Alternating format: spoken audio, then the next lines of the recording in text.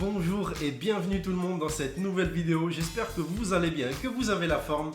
Aujourd'hui, je vais vous donner 5 astuces pour pouvoir manger sainement, voire cuisiner sainement. En fait, je vais simplement vous donner un petit peu moi comment je fonctionne pour avoir et garder un mode de vie sain. Il faut tout d'abord savoir que je suis coach sportif dans la vie, mais au-delà de ça, ça fait un moment que j'ai entrepris d'avoir un mode de vie alimentaire plutôt sain. Comme le dit l'adage, un esprit sain dans un corps sain.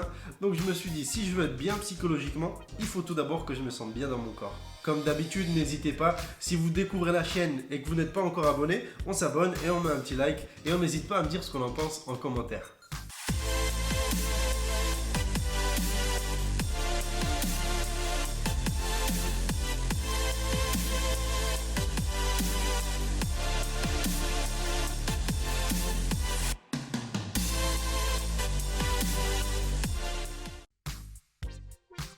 Bon, pour l'astuce numéro 1, c'est très simple, mais en même temps, on y pense et on n'y pense pas. C'est faire une liste de courses. Ça, tout le monde le fait, mais respectez cette liste de courses. Et ça, je sais que pas mal d'entre vous ne le font absolument pas. Acheter des fruits et des légumes pour les laisser pourrir, ça ne sert à rien, si ce n'est se donner bonne conscience. Mais encore une fois, ça ne sert à pas grand-chose.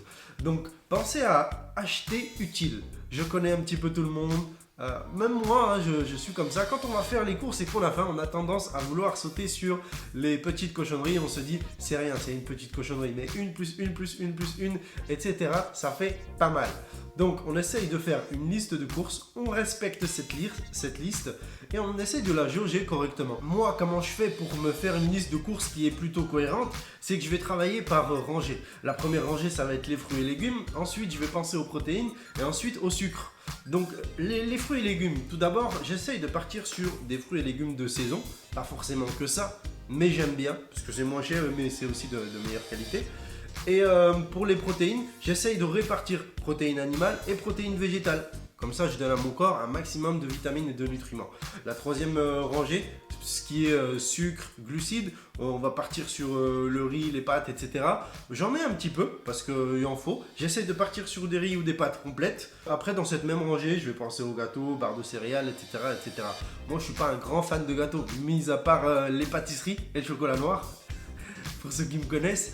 Mais voilà, au moins vous pourrez, avec ces trois colonnes-là, répartir correctement les aliments et avoir une liste de courses qui est plutôt cohérente. Astuce numéro 2, ça va être d'éviter les grignotages. Ouais, je sais qu'il y en a, c'est des professionnels du grignotage, mais on essaye, si possible, d'attendre le prochain repas ou sinon d'attendre le goûter ou une collation qui va arriver soit à 10h, soit à 16h. Ce qui va être mauvais quand on parle de grignotage, c'est que une fois qu'on va avoir faim, on va avoir tendance à sauter sur le premier truc qui arrive.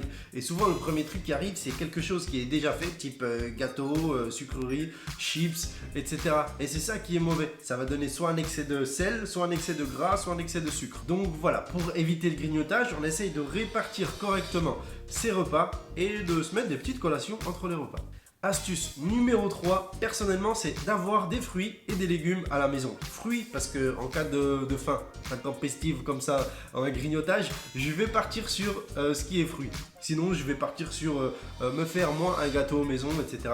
Je dis pas que je mange pas de gâteau au magasin, mais très rarement, parce que d'une, j'ai appris à ne pas en manger. Deux, je sais que c'est transformé et que pour mon corps, c'est pas trop bon et je préfère me faire moi-même mes gâteaux. Mais voilà, de temps en temps, ouais, simplement ne pas rentrer dans ce qui est excès. À trop manger de gâteaux, à trop manger de chips, à trop manger de choses grasses transformées, c'est ça qui amène des mauvais aliments, des choses nocives dans notre corps. Donc fruits et légumes, c'est autant important l'un que l'autre car ils apportent beaucoup de nutriments, beaucoup de vitamines et beaucoup de fibres. Astuce numéro 4, remplacer le mauvais par le bon. Je m'explique, prenons par exemple le sucre blanc. Le sucre blanc est un sucre qui est vraiment transformé. Par exemple, même en quantité, par rapport à du miel, par rapport à un sirop d'agave, par rapport à un sirop de coco, on va devoir en mettre beaucoup plus pour ressentir cette sensation de sucre. On peut remplacer le sucre blanc, comme je viens de vous le dire, par des choses comme le miel, par le sucre de stevia, le sirop d'agave, ça se fait très bien, le sirop d'érable également, le sucre de coco, sirop, le sucre de sureau. Donc voilà, tout ce que je viens de vous énumérer là vont avoir un pouvoir sucrant beaucoup plus élevé que le sucre blanc et donc vous aurez tendance à en mettre beaucoup moins pour avoir la même sensation de sucre. En plus de ça, ces aliments sont moins transformés et donc meilleurs pour la santé. Je vais vous donner un autre exemple avec l'huile. Le sucre et l'huile, c'est deux choses qu'on peut facilement changer dans nos repas, et également le salé qu'on peut facilement modifier et faire évoluer dans nos assiettes. Pour ce qui est de l'huile, on essaye de bannir tout doucement l'huile de tournesol au profit de par exemple l'huile de colza, l'huile de coco ou la crème de coco qui est très riche aussi en vitamines. On peut mettre également de l'huile d'olive parce que l'huile d'olive c'est des vitamines et des vitamines et des vitamines. On peut également, moi j'aime bien l'huile de noisette, c'est un ami qui m'a fait connaître, d'ailleurs dédicace à toi. Donc je vais essayer de vous expliquer assez simplement, enfin le plus simplement possible, pourquoi l'huile de tournesol est mauvaise pour notre santé. Tout d'abord, il faut savoir que notre corps produit et a besoin d'acides gras polyinsaturés. Ces acides gras, on les retrouve dans les huiles. L'huile de tournesol contient beaucoup d'oméga 6, mais il faut savoir qu'au contact de la chaleur ou de l'oxygène, ces oméga 6 se dégradent. Elles se dégradent assez facilement, donc elles deviennent des substances qui sont chimiques, des substances dangereuses et nocives. Donc en gros, l'huile qui était censée nous apporter des oméga 6 devient une huile qui nous apporte des choses qui sont mauvaises et nocives pour notre corps. Dernière astuce, c'est donc la numéro 5 pour pouvoir apprendre à manger et à cuisiner plus sainement. Selon moi, la répartition des aliments dans l'assiette a une importance capitale.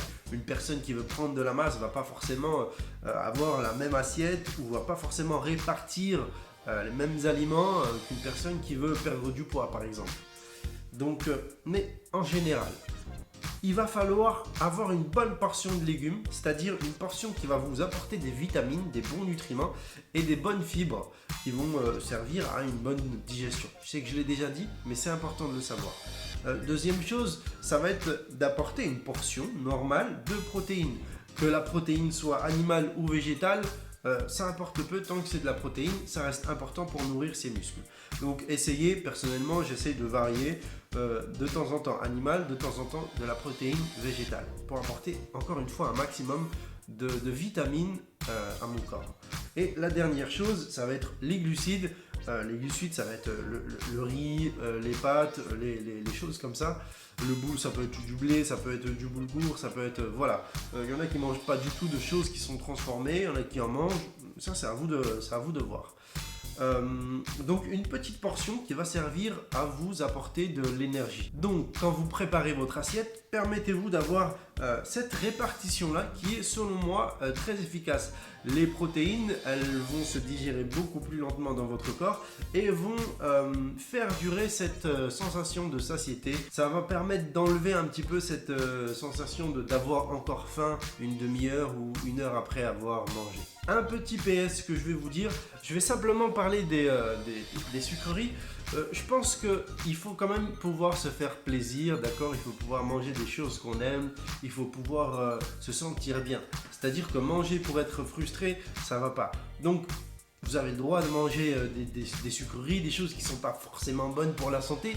Bien sûr que c'est autorisé, mais encore une fois, ça va être cette notion d'excès et cette notion de répétition et de régularité dans le fait de manger des choses qui ne sont pas saines pour son corps. Voilà ce qui va faire que vous allez entre guillemets détruire de plus en plus votre corps. Donc une fois c'est pas grave, 2 fois, 3 fois, mais voilà, la surconsommation de produits qui sont pas sains pour son corps va induire des résultats qui sont pas négatifs dans votre corps. Ça peut être, j'en sais rien, l'accumulation de gras autour du foie, autour du cœur, autour des muscles, de l'obésité. Après là, je vais chercher des extrêmes, mais ça reste des choses qui sont importantes. L'excès de tout est nocif. L'excès d'alcool, c'est nocif. L'excès de gras est nocif. L'excès de sucre est nocif. Donc, on essaye de ne pas rentrer dans cette notion d'excès, mais plutôt dans se faire plaisir quand on en a besoin et pas manger du sucre pour manger du sucre, par exemple. Pensez simplement à vous faire plaisir de temps en temps, sans en abuser. Merci d'être arrivé à la fin de cette vidéo. N'hésitez pas à partager cette vidéo sur les réseaux. Laissez-moi un commentaire pour me dire ce que vous en pensez. Et quant à moi, je vous dis à bientôt pour une nouvelle vidéo. C'était Nordine.